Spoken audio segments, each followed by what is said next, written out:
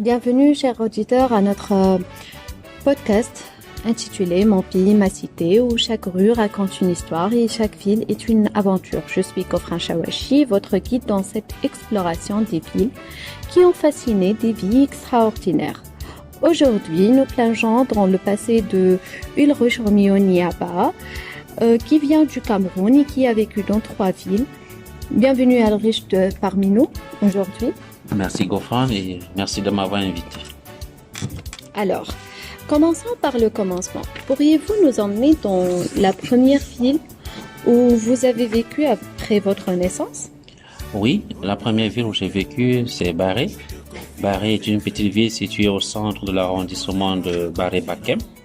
C'est une ville des cultures, une ville des récoltes, une ville des mixages culturels, une ville qui regorge plusieurs cours d'eau. Et c'est aussi une ville au grand froid et surtout le froid intense entre novembre et janvier. Alors je ne finirai pas sans dire que c'est une ville à la terre fertile parce que nous y faisons 2 récoltes par année. Waouh, impressionnant. Franchement, chaque ville a une ambiance unique. Et comment décrirez-vous donc l'atmosphère et la culture dans cette première ville? Oui, dans cette première ville, l'atmosphère est bonne enfance, la sécurité est au rendez-vous. C'est vrai que je ne dirais pas à 100%, mais la sécurité y est. La population est mixte. On y retrouve des Bamileke, des Mbo, des Tika, des Bamenda et autres. Il y a plus de 15 tribus qui y sont vraiment représentées. Impressionnant. Et y a-t-il un endroit emblématique dans cette première ville qui résume votre expérience là-bas? Quelque chose que vous n'oublierez jamais? Oui, la chute des Combes. La chute des Combes, c'est une chute de plus de 50 mètres de hauteur. Vous imaginez? Et ça attire pas mal de monde.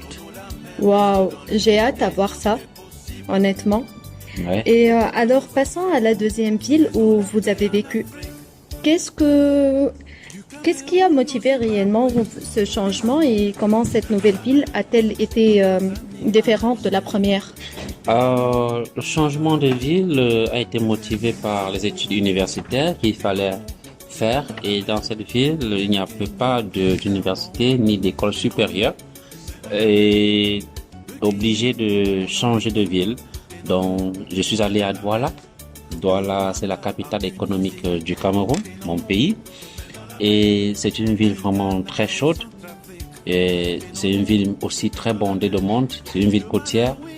Et Douala, c'est dans cette ville-là qui a continué à me bercer dans mon parcours universitaire. Et dans ce cas, pouvez-vous partager un moment particulièrement marquant ou une expérience significative que vous avez vécue à Douala? Oui, une expérience significative que j'ai vécue à Douala, c'est le fait que le port autonome est vraiment bouillant. Vraiment bouillant, le port autonome de Douala. Il faut vivre pour y croire. Wow, certainement.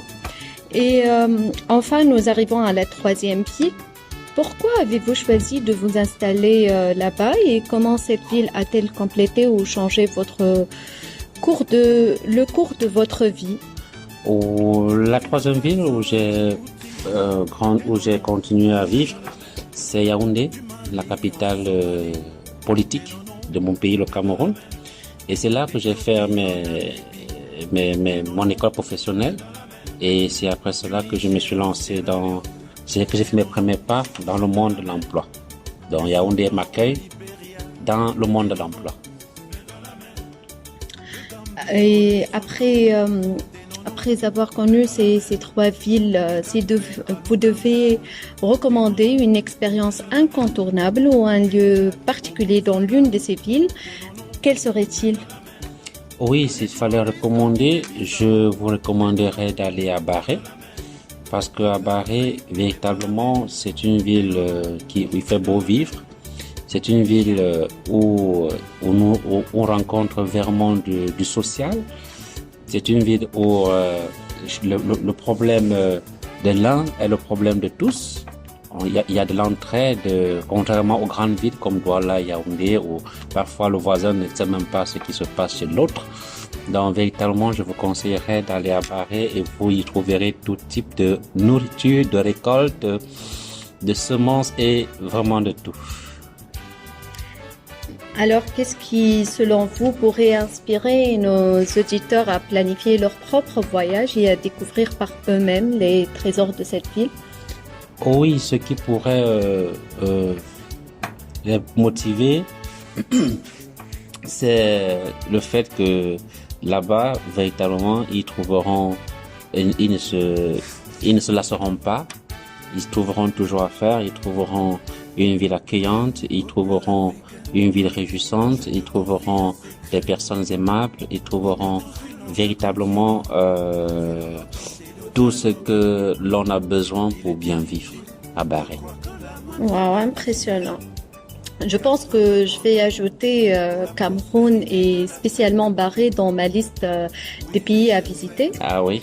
Ah oui, certainement, après cette belle présentation des villes. Ah oui. Alors, mesdames et messieurs, découvrez l'histoire de Ulrich Mio à travers les souvenirs de différentes villes dans mon pays, ma cité. Merci de nous avoir rejoints dans cette exploration captivante.